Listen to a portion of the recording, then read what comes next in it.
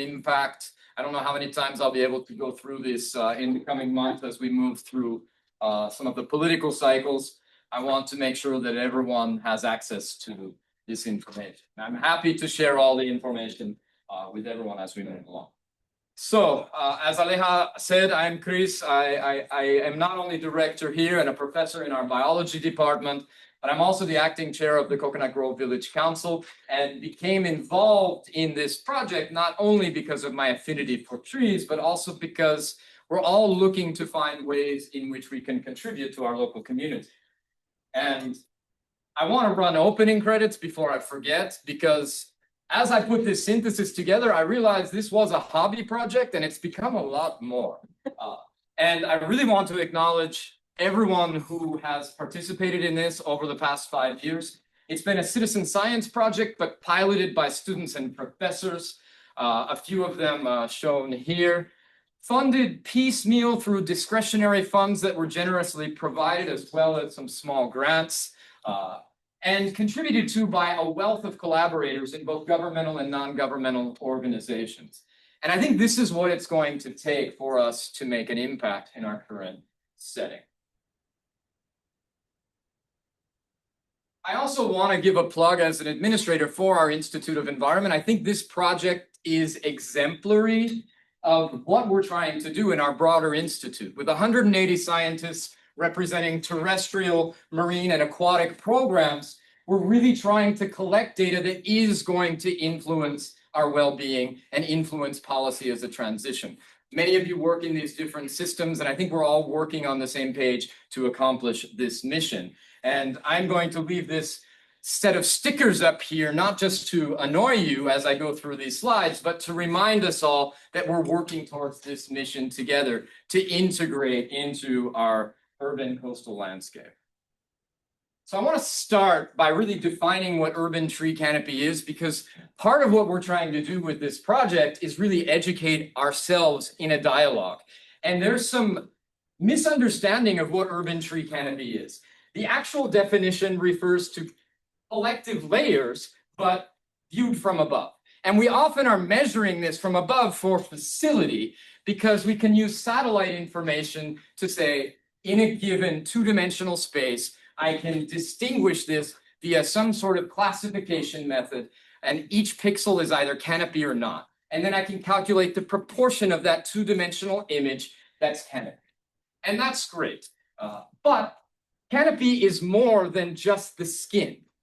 It is everything that's beneath, and we're going to be talking about that. And so I think it's important for us to understand that from the beginning.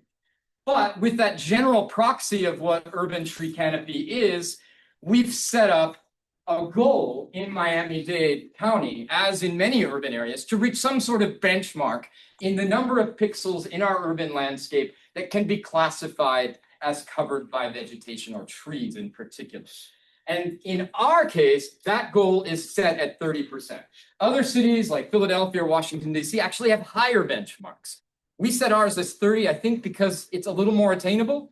And there's a commitment in the latest urban forestry plan to get us there by 5% per year. And so I'm going to be running through some ideas of why should we improve the urban tree canopy and get us to a consensus. I've tried to condense this into 5 major points. And then I'm going to run through 5 points of ideas I've come up with our collaborative team for how we might be able to actually accomplish this in our complicated political context. So the first piece of why should we involves this measure from space. And Paulo Olivas, who's here, Dan Gann, who I would hope would be listening at some point, participated in both of these surveys, which were county-level satellite surveys. These figures are just showing examples in the Coconut Grove. We have it for the whole county. And so as a whole, the county is not improving. It's remaining relatively stable at about 20% in this classification. Miami, within a margin of error as a city, was improving slightly as of 2021. Coconut Grove, where we're located today, and I mentioned here, is relatively stable, about twice that, but it's a little heterogeneous. I'll be using the Little Bahamas or West Grove as an example setting for much of what I'm going to talk about today. And that's actually less in terms of this pixelated coverage, almost half as much as what we see in the rest of the Grove, and more similar to the city as a whole. One of the points I want to make, especially if anyone from the city or county is listening right now, is we need to update this, okay? The last information, I believe, Paulo, was 2020 used in the 2021 report. So it's been 5 years. And if we think about what we're seeing in our urban landscape right now, many of us are feeling development and the loss of canopy. And I know there's probably not a lot of political will to characterize that loss right now, but we need to understand what we're dealing with if we want to get to the how. Now, we can take a look at course analyses in the present.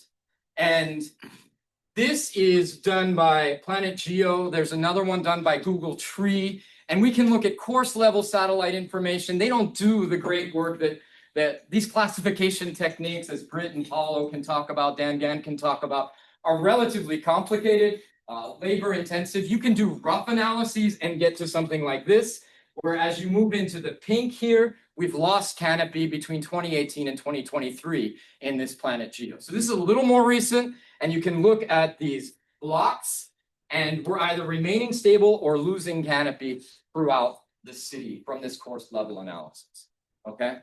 And so I think the situation is getting worse. One of the pieces I wanted to also highlight, this is another analysis we did just on the back of a piece of paper with Paulo to try to reiterate, to underline the importance of this in certain areas. This is an analysis in public school properties of the entire county. And what we did was just, it's not just the schoolyard that's important here and the polygon of the school.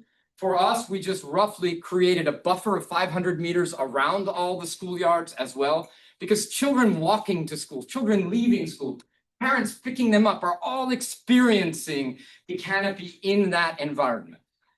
And if you do that analysis in general, we're failing. We're less than half in many of our schools. And in fact, some of the schools, target schools where we should be having interventions, are actually regressing in the older data set between 2014 and 2021, much less now. So there's a lot of work to be done in this. And so the first point I really want to make is we're nowhere near our benchmark. And we probably are regressing, and we urgently need to analyze the amount by which we're regressing to get a handle on this situation. The second rapid point I'm going to make is that habitats are important in this. The composition of our urban tree canopy is important. And this is, I think this was from one of the PhDs that came out, Adrian Figueroa, who worked on gopher tortoises, used this latest information on pine rockland. We've all seen iterations of this map. It's come out in the news. We've lost 98% of the estimated original cover of pine rockland. We've seen a similar analysis by Mason Bradbury, worked with Mike Ross on hardwood hammocks, these rockland dry tropical forests, losing about 90%. Paulo and I also did a really rough analysis on the coastal mangrove extent. In the city of Miami, we estimate we've probably lost over 90, maybe over 95% of what we might estimate was the original extent of coastal mangrove. And so in general, I feel confident in saying we've probably lost more than 90% of all of our major native habitat types. So even though we've retained urban tree canopy, it's not native. And so composition is important in addition to just the pixelated cover. Okay. The third point I want to make, and many of you might be listening into this to get these results, we've been trying to have an impact on policy, and I've always been told to get us to listen, you need more of a voice. And so we went out and with a wealth of collaborators, tried to become social scientists, collaborated with social scientists to collect information on public perceptions about this issue so that we could harness that voice to influence policy. And we've just put this out in September. Thais Escolar has been participating in analysis with Paulo and I. We have about 25 NGOs working on this to get it out there. Right now, in the first 6 weeks, We have about 500 respondents. For an academic approach, that's sufficient. But I just want to let everyone know these results are very preliminary. We don't have the breadth of response we'd like to have in this yet. So the first thing I'll do here is present a stakeholder analysis done by an ordination. And I don't want to overcomplicate this, but basically what we tried to do is ask, is there consensus in the stakeholder response to this survey? And I thought going into the survey, we could just divide people up based on self-reported stakeholder class: real estate agent, resident, business owner, landscape architect. In fact, A, we don't have enough diversity across those groups, and B, many people overlap in them. So we use separate data on demographic information to separate people out into putative clusters of stakeholder groups. And these clusters basically separate out younger people who aren't necessarily lower in income, but don't have kids yet, from people who own their home, either a little bit older and a little bit less income, or a little bit younger and a little bit more income. Perhaps some of the newer residents in some of our neighborhoods here. This doesn't matter that much, because one of the things I'm going to present is, no matter how you divide up the groups, everyone agrees. And we have strength and breadth of responses across this survey. So I'm going to show you a series of slides. I don't want to get into all the details, but I want you to understand that all of them say basically the same thing, no matter how we divide up the respondents. And so I think that's evidence for the power of strength in the voice and the breadth of that voice in our respondents. Okay, the way these are organized, these are those three demographic clusters. It doesn't matter how I present them because they're all basically the same. These are Likert-coded questions. So 5 is strongly agree, 1 is strongly disagree, and the more blue you get, the more you agree with these statements. And so I'm going to show you a series of them organized by category. This one deals in honor of King Tide this week with stormwater mitigation, and you'll see these are really high numbers, close to unanimous support for strongly agreeing that these ecological benefits of urban tree canopy are important to our constituents. To prevent urban flooding, to filter stormwater pollutants, to reduce rainwater and runoff, and to have an overall infrastructure strategy, okay? Carbon storage, capturing CO2, making climate adaptation, inducing climate resilience, all heavily supported. Urban heat, another key issue for many of this. Look at these numbers. These are almost 5. Among 500 people, this is really rare from what I glean in this literature. And so this is strong support. People recognize the importance of trees in cooling urban heat islands. Pollution mitigation, similar. Reducing dust and odors, contributing to respiratory health. Aesthetics and well-being, again, very strong support. I want to be in an area that has more urban tree cover. My well-being is influenced by this. And this influences public health and education, as I was talking about. We're worried about the fact that our schools are in areas with lower tree cover. And yet, ironically, we want our kids to be in areas with more trees. And many of us recognize the importance for wildlife habitat. And that means supporting associated biodiversity. These are the more charismatic organisms for some people than the plants. I don't believe I just said that in this building, but many people are more interested in birds and butterflies than they are in their plants. And if so, great, we'll give them all of them together by planting these together. Importantly, we also added questions about real estate value. Because if we want to create solutions, we want everyone developing property to understand that there is more value, and this is demonstrated in the literature across cities in this country and others, in areas I will pay more to rent or to live in a neighborhood with more trees. And this is very strong support across all groups. Unfortunately, it's really difficult to glean how much more would you pay. And that's the number that developers want, and we'll be talking about that a little bit later. We also asked about negative aspects, because there are negative aspects, and when we've been doing inventories, some people recognize the inconveniences of urban trees. This is more of a mixed bag. And so again, if you agree with these negative statements, then you're recognizing the potential inconveniences of an urban tree canopy. And yes, there's pruning care. And so these are relatively neutral near that 2 to 3 mid-ground. And so people are recognizing these, but they're neither strongly agreeing nor disagreeing with these statements. I think they're begrudgingly recognizing the inconveniences of the urban tree canopy is how I would interpret it. So the third line of evidence I'm presenting for the why is, for the moment, strong and broad consensus that urban tree canopy provides ecological benefits represented by constituencies that should be important to our political leaders. The fourth piece is where I'm a little bit more in a comfort zone, and this involves quantifying those ecological benefits. I want to get into that because I think that's important to revisiting our definitions here. And again, it's not just about the skin observed from space. As I spoke, there's a compositional component important when we've lost more than 90% of our native habitats. There's also a three-dimensional component. It's not just about what we see from space, it's about what's underneath. And I think that's extremely important as we work towards mitigation strategies. So I'm going to invoke data that was collected by many of these collaborators who were appearing in the opening credits. These involve volunteers, undergraduate students, high school interns, and citizen scientists who with us have gone out and mapped trees, identified trees, putting specimens in our herbarium, taxonomic identification being important, remember that. And especially here where we have trees coming in from all over the world into our urban landscape, and many of them look the same, which makes arborist reports sometimes difficult to validate, right? And so we also measure tree dimensions related to these eco benefits. And these are things that are difficult to glean from space. We're trying to characterize that three-dimensional space of individual trees to quantify ecological benefits.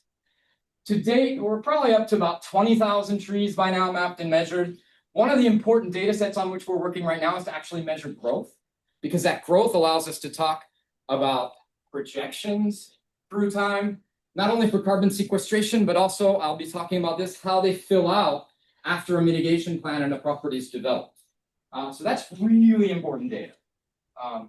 We're up close to 200 species now, and everyone can consult this database.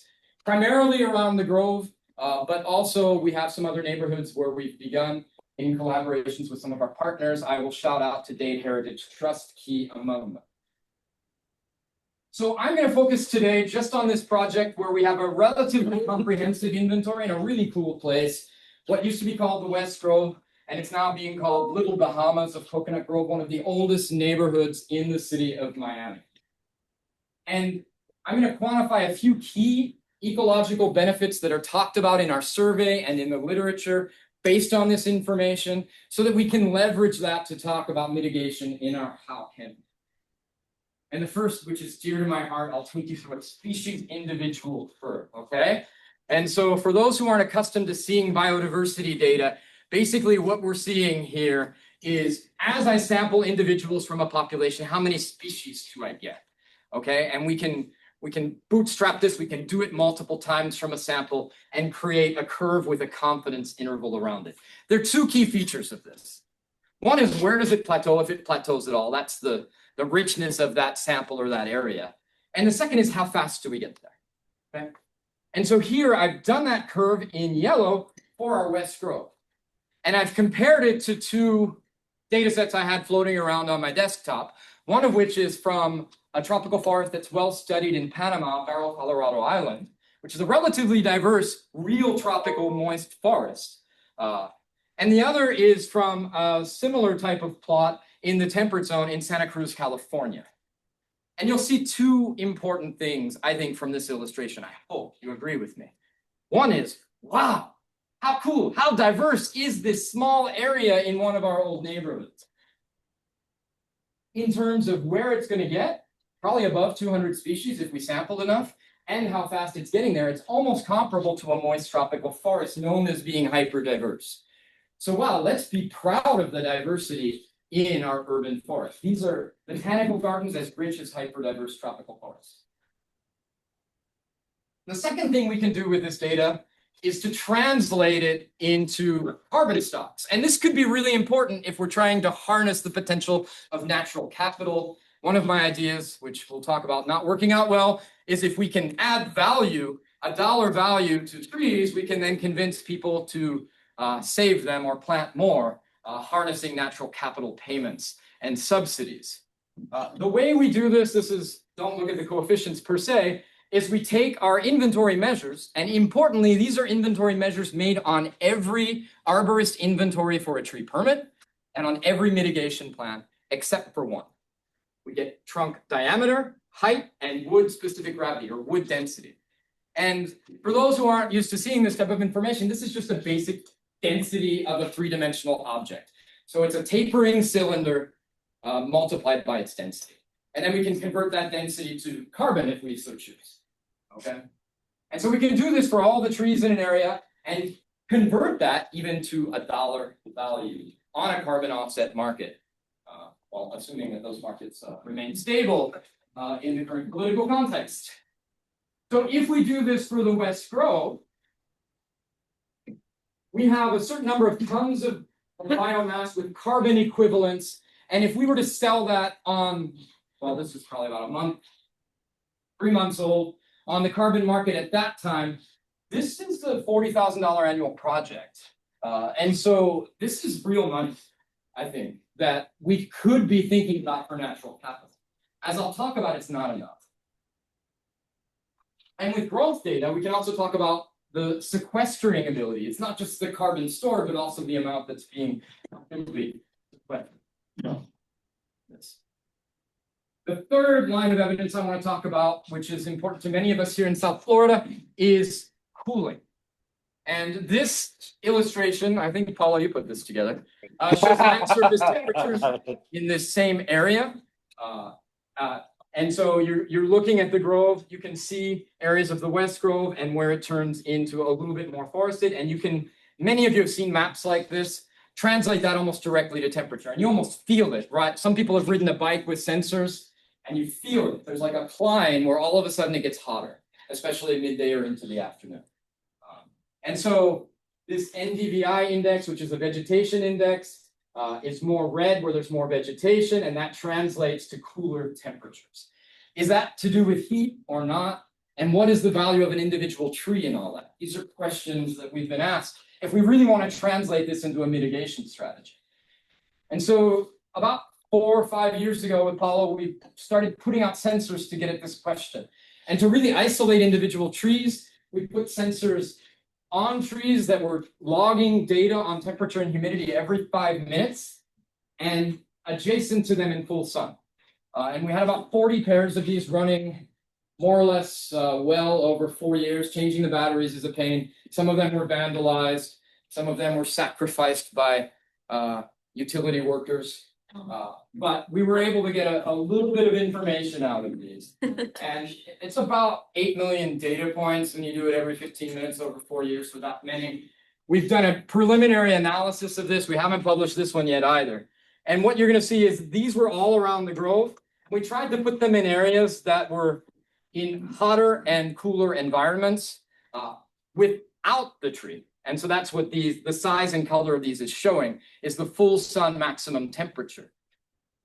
And what you can see is the cooling power of the tree is up above 10 degrees in some cases. And where the tree is cooling most is actually where it's needed most.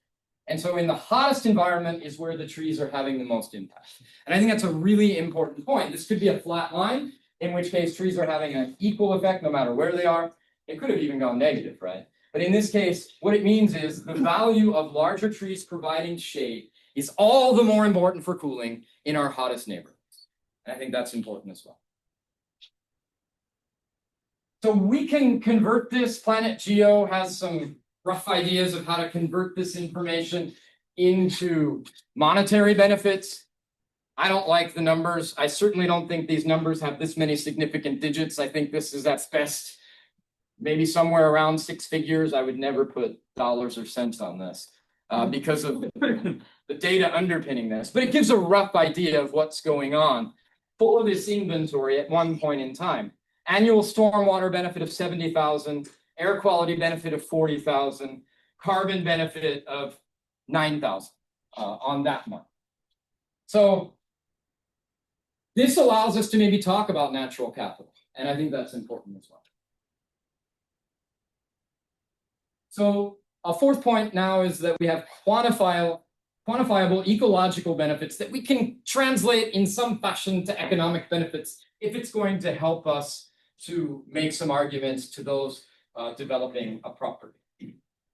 The final point I want to make in the why is what's going on politically right now. And to do that, I want you to understand how construction and permitting operates in the city of Miami in particular. And so to get a tree permit, you need to do an inventory with an arborist and put together a plan. And there are a few steps that I'll go through. But if you take out a tree, you need to mitigate, okay? And one of the key issues that I'm going to talk about requiring some sort of revision involves this mitigation table. And so a mitigation table basically says if you take out a tree of a certain size, you have to replace it on that property with a tree of commensurate size. Not quite commensurate though, as calculated, right? And if you can't, that will grow to that size or no, at that time. at that time. That's what we're going to talk about. Very good point.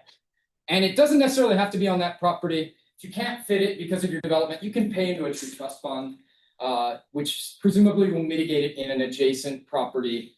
Not always the case.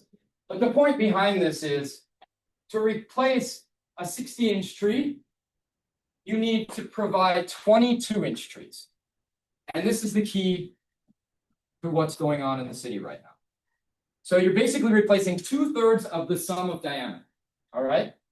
And this is a point I've been trying to make, and I'm not succeeding in a variety of audiences. But it's a basic geometric equation. And that is, if you take diameter and give me 2/3 of the diameter lost, what happens when I'm scaling that diameter to a second order or a third order polynomial for the ecological benefits? Because the carbon is related not to the diameter, but to a cubic measure of diameter squared times height. All right. The canopy area is related to a squared or a cubic volume. And here we're taking 2/3 of a linear measure. Okay. And I hope that's clear to everyone watching at home. But I'm going to show you some examples of this. I've been trying to find ways to show this. Because already we're just doing 2/3 of a linear translation or allowing you to pay into a slush fund. But it's not representative of the true benefits that we've calculated. All right, so here's one new means by which to present this. This is immediately after a development following the current law in the city of Miami, what happens to basal area, which is basically the cross section of a trunk, which is a squared measure, or volume of the trunk, or canopy area, which is another squared measure, okay? So you have blue, red, and green. And if you're removing a 6-inch tree, already your mitigation is doing 2/3 of what you said, which is what the mitigation was set at linearly. But as you increase the size, whether you're replacing it with 2-inch trees or 4-inch trees, you're eroding 95%. This is for a given tree. If you take out a 60-inch tree and mitigate it legally, you've taken out 95% of the ecological benefits of that tree. Legally. Okay? Gets worse. Well, they say this is done at 2/3 because it's going to grow through time, as Suzanne was mentioning. We can project that growth through time. And so here you have those same measures projected through time based on our data on growth and some really actually optimistic survival data. And we didn't even plateau it out. So don't even look at this. But what this is showing is that, and this surprised me a little bit, but because you're replacing, if you're replaced with 2-inch trees, you just have so many more. And if you have high survival, which we're not even sure about, then ultimately they will get to what was there before, but it's going to take them 30 years, 35 years. If you're replaced with 4-inch trees, never getting there under this model. Okay? But it's not going to grow back. Or it could get developed again. Best case. Sorry. Best case scenario, under the current law, it's not going to grow back. But, ironically, what have we been trying to do politically? we've been trying to actually relax this current law to make it less stringent. And that's why there's been protests that you might have read about. And so I want this to be extremely clear to everyone listening. The current law allows us to legally erode more than 90% of the ecological benefits on a site. And the suggested revisions will worsen that. And so how do we expect to get from 20 to 30 in this scenario? It's pessimistic. Okay? So current policy and proposed revisions are not gonna, we can't kid ourselves. And yet these are things we all want. And so how are we gonna get there? Well, everyone agrees. We need these urban canopy surveys every 5 years to be able to track this. And we need to revise this tree ordinance, not to weaken it, but to get us close to this arbitrary 30%, which is already kind of weak relative to other urban areas. So now, more optimistically, what can we do about this? And I've been thinking about this for years, talking to a lot of people about this. I'm going to invoke many of their ideas because they're smarter and more creative than I am on this issue. My natural capital idea just doesn't work. It's not going to compete with property values, especially in our more affluent neighborhoods post-COVID. So what we need to do to increase tree canopy, can't do anything about this. That's what it is. We need to either increase gains in canopy by planting and allowing things to grow well and take care of them, or we need to decrease losses. Pretty simple, right? This is what it looks like when you apply for a permit. You have to provide, this is good news though. You have to provide an arborist report, which gives you 2 tables, which basically is doing our inventory for us. And so you get one table, which is everything that was on the site and its ultimate fate. And you get another table, which is a mitigation proposition to replace that. And if you can't make one match the other according to that other table we just looked at, then you pay into the tree trust fund, the equivalent. Okay? I'm going to give you a couple examples of how this works using more refined data on actual species growth rates, survival rates, and canopy to diameter allometries. Okay? This is a site on Brickell Avenue that a developer has been working on. They took out 206 trees. This is publicly available information that I'm summarizing. Planted 308 trees. That passes the litmus test. And this is what everyone says. Well, I planted 50% more trees than were there. Well, that's great. Wonderful. Paid almost $300,000 into this tree trust fund managed by the City of Miami's building department. If we run our models on this, it's actually not horrible, but after 20 years, we're only at 57% of the original crown area on each side. And the basal area, that cross section of the tree, is 53%. So even after 20 years, we haven't grown back to much more than half of what was there, even though we planted a lot more than we put in. I think this is a really important message. Here's another site here in the Grove. Here, almost all the trees were removed to develop this site. 98 trees were planted. Again, 50% more than were there before, but tiny trees, right? And tiny trees with relatively modest growth rates, if we assume complete survival. And here, we've eroded 90% even after 20 years, according to these models.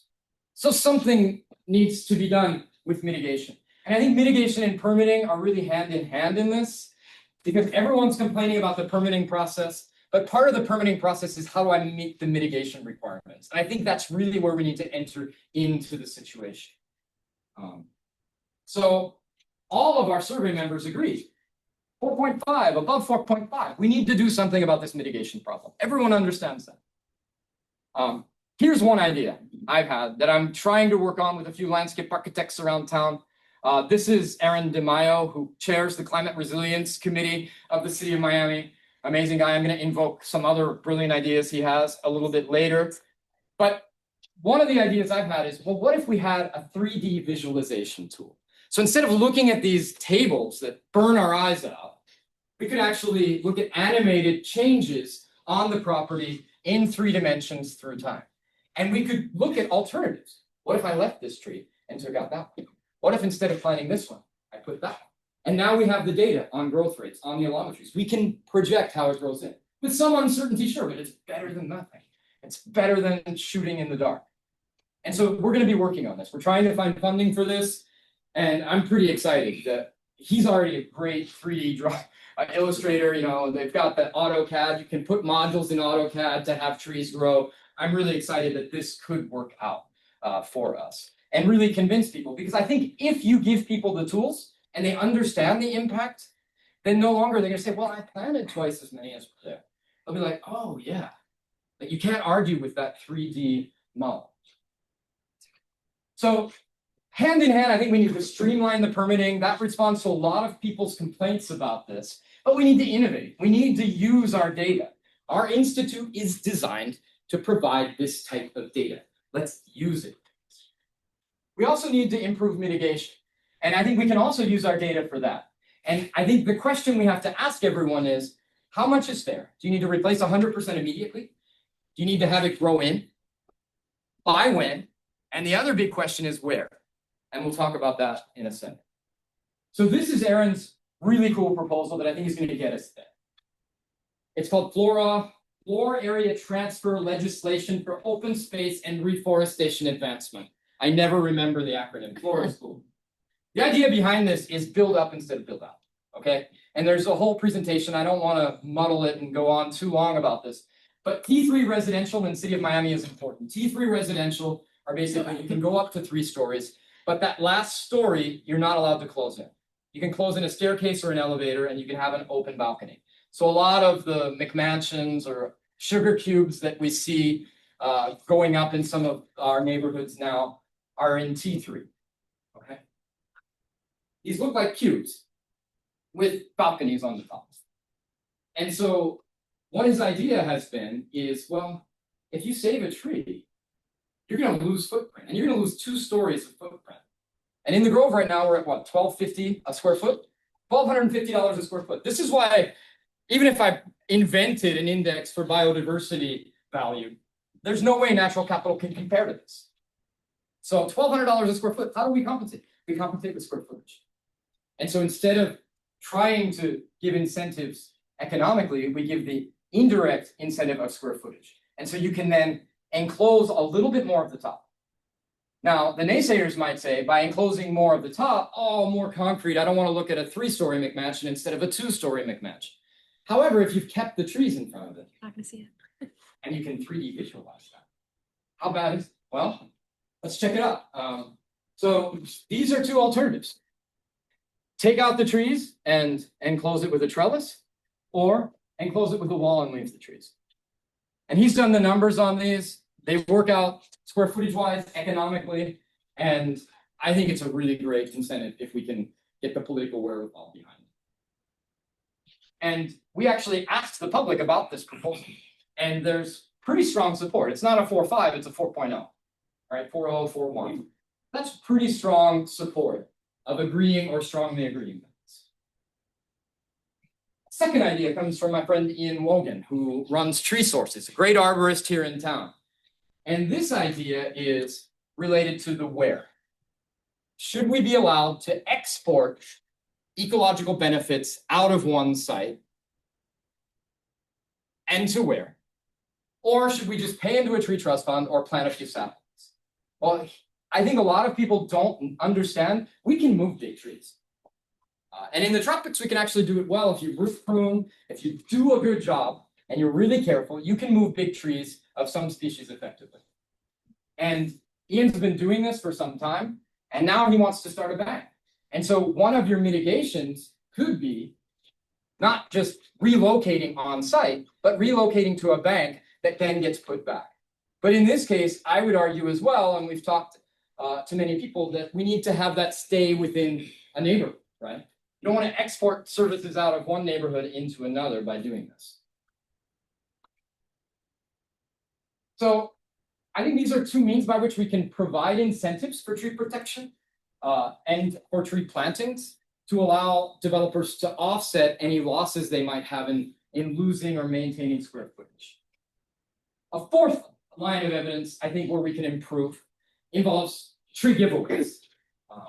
And here I'm going to put in a plug for Maisha Clark, who's worked on this tree giveaway problem in the state of Florida. She's giving the Earth and Environment seminar this afternoon, a great social scientist working on this issue.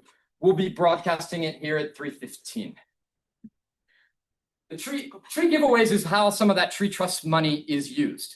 And basically they give away 3-gallon, 5-gallon pots of species, including some that are on our invasive species list, like guava. But they're using some of that tree trust fund money to give away seedlings with the idea that people are going to plant them and they're going to grow and survive and replace the canopy. Those are a lot of assumptions, and yet we're not monitoring these. And so our idea here is, as long as we're collecting everyone's information, let's monitor. A. B. We have the contact information. Let's provide technical assistance to make sure that the right tree is being planted in the right location and cared for. This is a bare minimum, and yet it's not being done. And this is something that our group, in collaboration with many of our partners, can provide. And I think we need to do this immediately, because my guess is this is an urban tree mortality analysis, a review.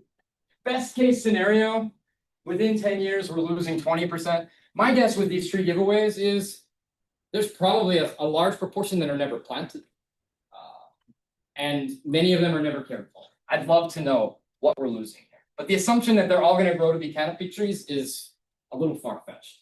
And we can improve that with very little effort. The final way I think we can work on all of this is what we're doing here today. And that involves education. So this Grove Relief project was at first designed to just get people better informed about identifying plants. And then it became, well, what are the ecological benefits beyond biodiversity? And now it's turned into this. And I think this is where we really need to be working to have impact. Everyone, no matter their stakeholder group, be it developer, activist, politician, needs to understand the issue completely in order to make a proper decision.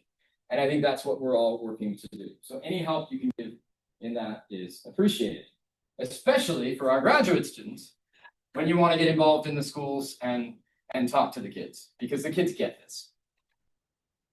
So in terms of the how can, we've got our 5 lists, including the technical assistance, and above all, tantamount is education. So 5 whys, 5 hows.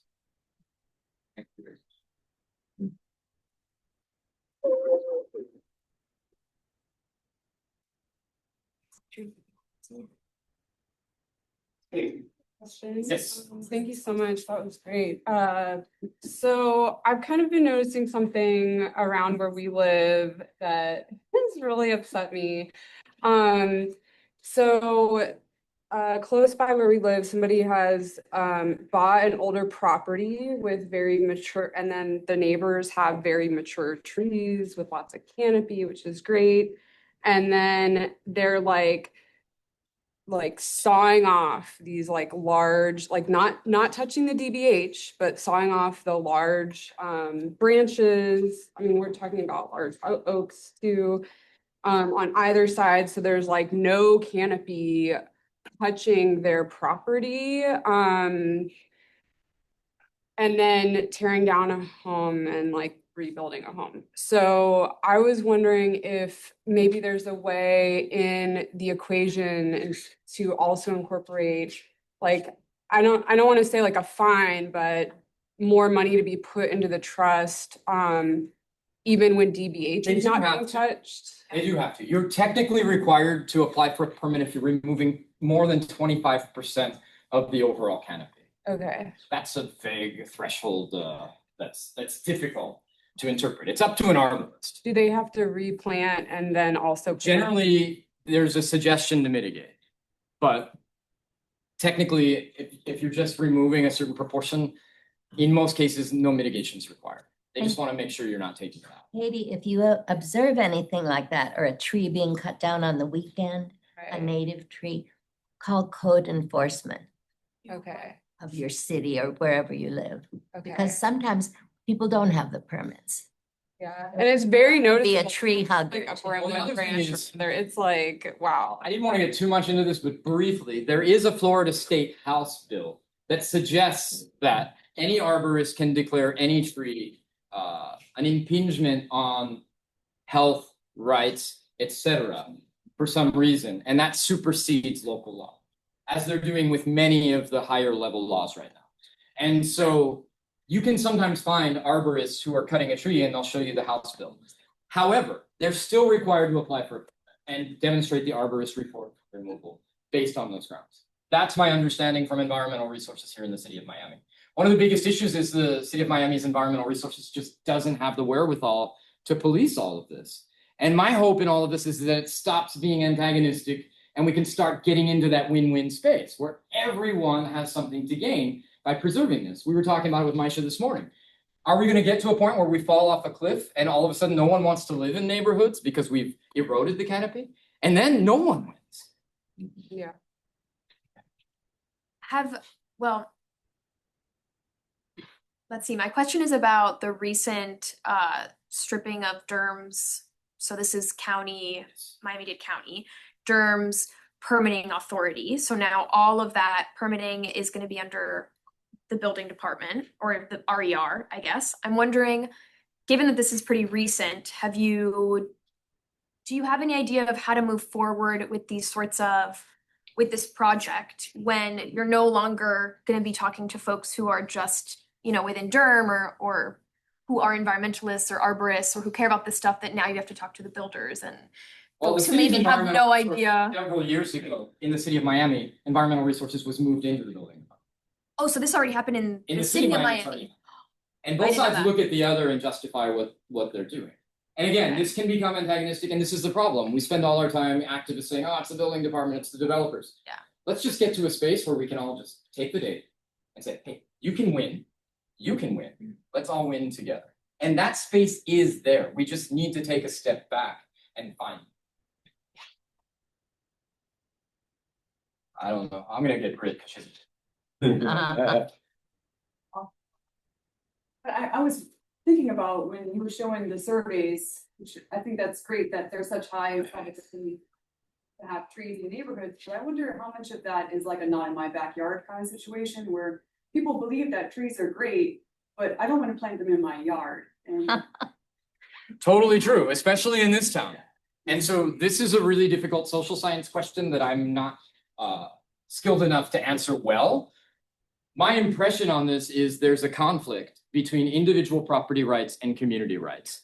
And that we're gonna run into this conflict when we try to talk even about not exporting ecological benefits out of one neighborhood into another. Everyone wants the benefits, no one wants the inconveniences.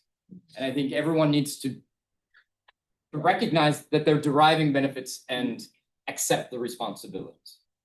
But that's a utopian dream, right?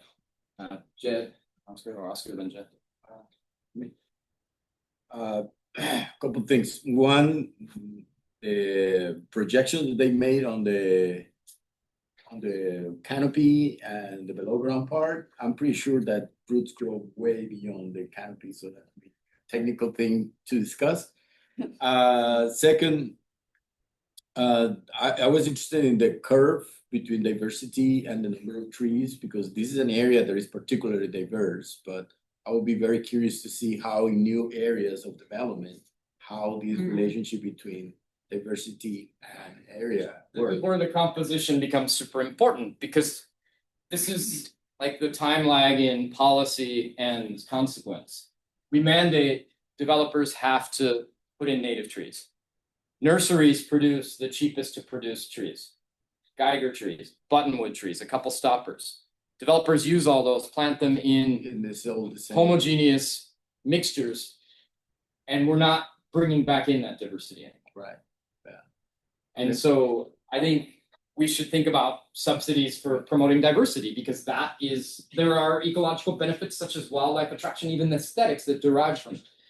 For those who haven't been here before, part of the way we established this landscape was to have a teaching landscape where people could really see that native species, even though they don't have beautiful flowers much of the time, have a lot of other cool features in their architecture, their leaf morphology, their coloring. And if you mix them together, that's especially noticeable. So plant a row of buttonwoods or a row of Geiger trees, plant a Geiger tree, a stopper, a xanthoxylum, and mix it all up, and all of a sudden it's beautiful. And I hope that people can come here and learn that. The last thing,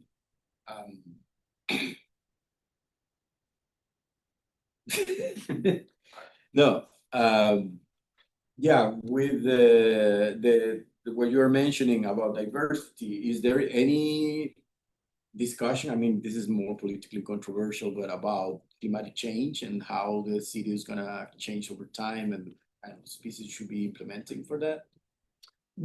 Yeah, I mean, our colleague Ken worked on this a little bit, running some models of whether native species are suited to a future climate scenario. And the jury's still out on some of those results, but I think it brings up the question, what is native and what is adapted? And I will simply invoke in response our dear friend Larry Schuckman's statement, plant the right tree in the right place, but with the added notion of thinking about the future and adaptation. Right. And I think we can put all this data together and make intelligent decisions. All right. Anything online? Tom asks, does your species accumulation curve include living species? No. Just 40 species, correct? No, but we'd love to have it, Hong. And along with that, Aaron DeMaio chimed in and says, for the Flora project, we propose that the benefit of canopy that extends into neighbor yards to also allow for the benefits of flora development capacity. Thus, we create a capacity for tree preservation across property lines. You're the greatest, Aaron. Thank you. I have one question myself. Okay. We know how much money is sitting in the tree trust fund. Two, how is that governed? Is there a possibility for requests from that fund for, say, public tree planting? We have a rough idea of what's left in there. There have been public meetings surrounding the revision to the city tree ordinance. Some numbers have been shared. A lot of those funds have been used for tree giveaways and for plantings in the right of way. There are still funds in there. One of the issues in the revision with which some constituents took issue was the building department wanted to take over that fund at its discretion. And so personally, I believe we can make very good use of that money implementing some of the how can. I think Jen, next. So thank you for taking us down this dangerous path of going from science through policy into rhetoric, which is, this is just where we have to go as humans if we're going to solve problems like this, in my opinion. So I really appreciate, you being open to go down this path, because it's a very interesting one, but it's also, relatively dangerous. It's relatively fraught. So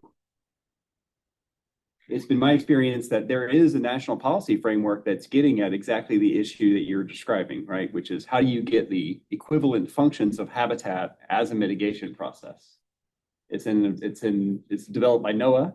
It's the habitat equivalency analysis. It's been applied to lakes and rivers to some degree with pretty serious success.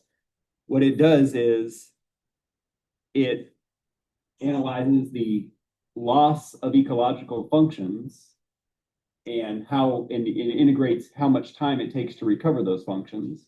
And then it funds and favors projects that do rapid recovery. So I think that there's a model of how to get the outcome of what you want in the policy framework. It's existed for about 20 or 30 years. And is that an urban component or is it all natural areas? It's done by NOAA, so it's mostly like coastal systems, coastal ecosystems. But it has, it's easy to abstract. It's easy to apply to different contexts. Right, There's cities in on the coast, so I think. Totally. And we were one of them. Is that Jed Redwine talking? Yeah. Yes. Okay. Thanks, Jed. Why, you have to- Are there any existing city of Miami laws, certain species of certain sizes, like heritage trees? Yes. Trees of a certain size are treated a little bit differently. One of the problems we've had is that arborists under the House bill at the state can prepare a report for a certain sum suggesting that those trees are suffering in some way, or they pose a risk to public health or safety. And so we've had a lot of live oaks that have been slated for removal, for example, that would have otherwise been protected as legacy trees or heritage trees. But there's been suggesting that the rot goes all the way through. And so the integrity of arborists operating in a landscape with a lot of development money is very important. I think Emily was waiting. So thank you for this presentation. In the questionnaire that you made, you included some questions that appeal more to animal lovers. I was wondering, are you interested in like working with like native bird societies to like in this project? Well, yes. I mean, Audubon was involved in putting the survey out to their membership.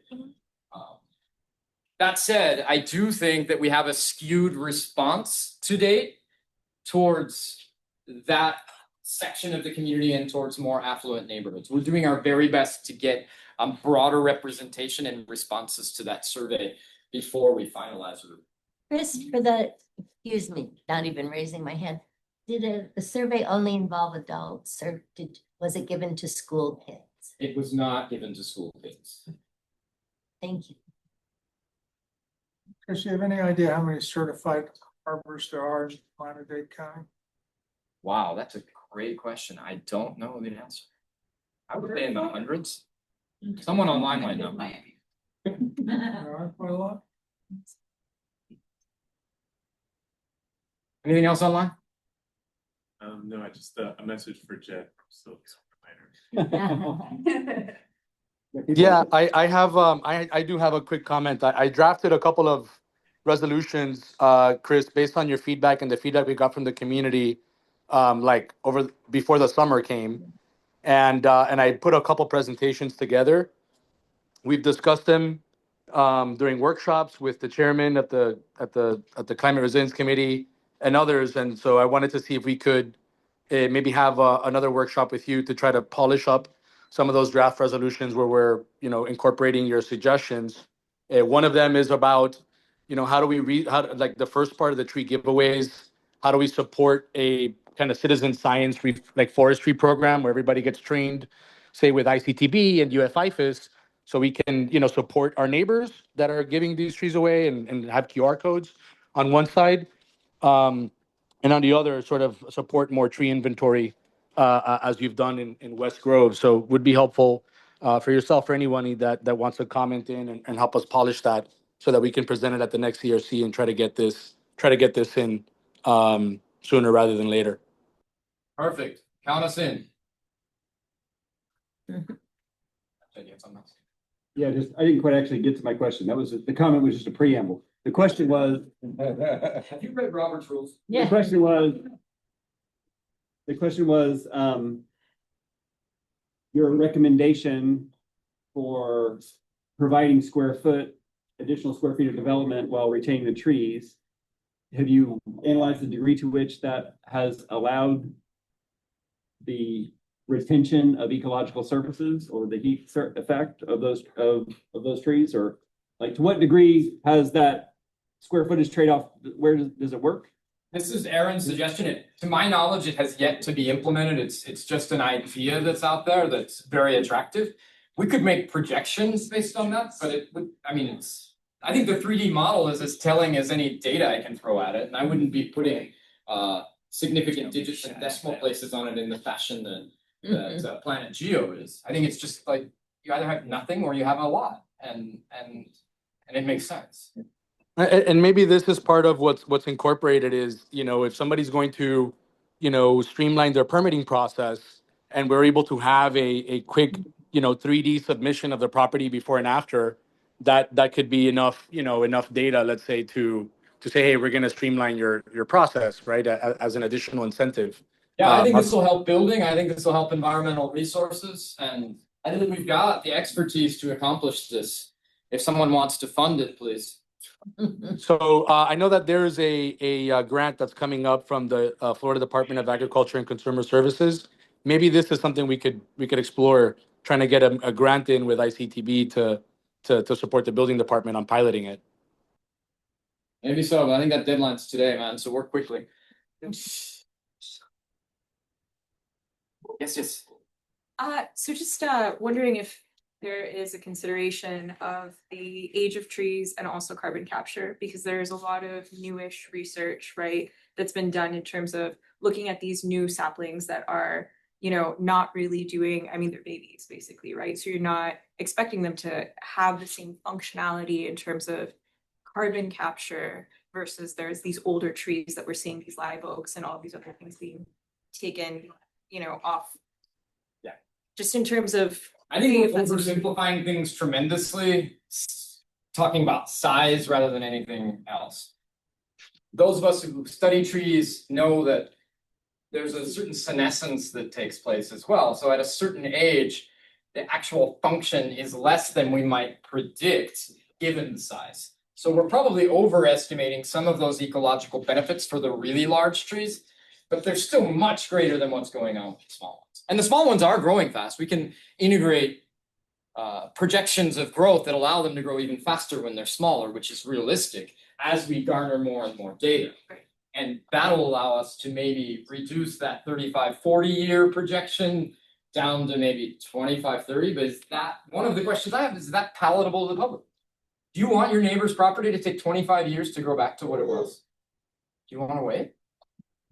And why are we surprised when developments go up and 95% of the tree canopy is gone? That's what we're calling for. So yes, we can get better, but I think we've got a lot of other things to deal with before we get to that fine tuning. Yes. It might be a very general question, but how are you dealing with palms in all of this? Palms have their own set of equations, and they plateau very quickly into their crown area and volume and their growth rates. The growth rates are extremely slow, and basically they reach mature canopy volume almost immediately. But that's why I would prescribe that we need a database. Yeah. And it's not that hard to do. Like we can take all this data, make a database, and create these 3D models based on species specific, size specific. Sounds like a lot, but it's not. Just to piggyback off of that, so if somebody is removing like an oak or a fig, like can they just replace it with a palm when they? Sometimes, yes, that's at the discretion of the Officer of Environmental Resources. Generally, they try to suggest that anything taken out be replaced with native. And so there's a push towards that. It depends on what can fit on the lot.